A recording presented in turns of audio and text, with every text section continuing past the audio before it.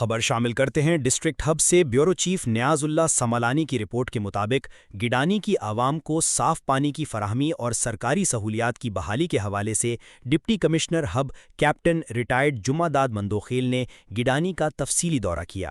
دورے کے دوران انہوں نے بی سی ڈی اے کے ڈی سیلینیشن پلانٹ کا معائنہ کیا اور گڈانی شہر اور شپ بریکنگ یارڈ کو فراہم کیے جانے والے پانی کی صورتحال کا جائزہ لیا۔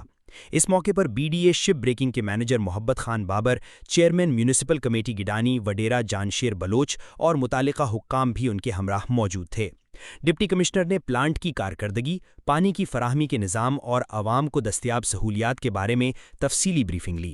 ڈپٹی کمشنر ہب نے متعلقہ حکام کو ہدایت جاری کرتے ہوئے کہا کہ گڈانی اور شپ بریکنگ یارڈ کے شہریوں کو صاف، محفوظ اور بلا تعطل پانی کی فراہمی یقینی بنائی جائے۔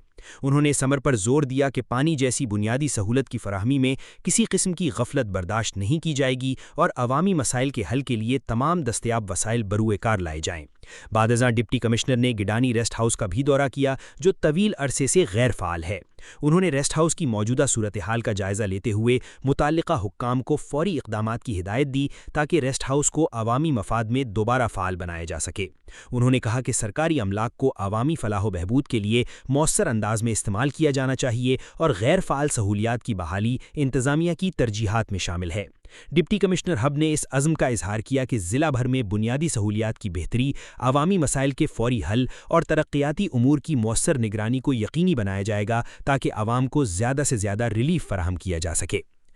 تازہ ترین خبروں اور تبصروں کے لیے voice of Makran YouTube channel, Facebook page, WhatsApp channel, TikTok اور انسٹاگرام کو فالو اور سبسکرائب کیجیے۔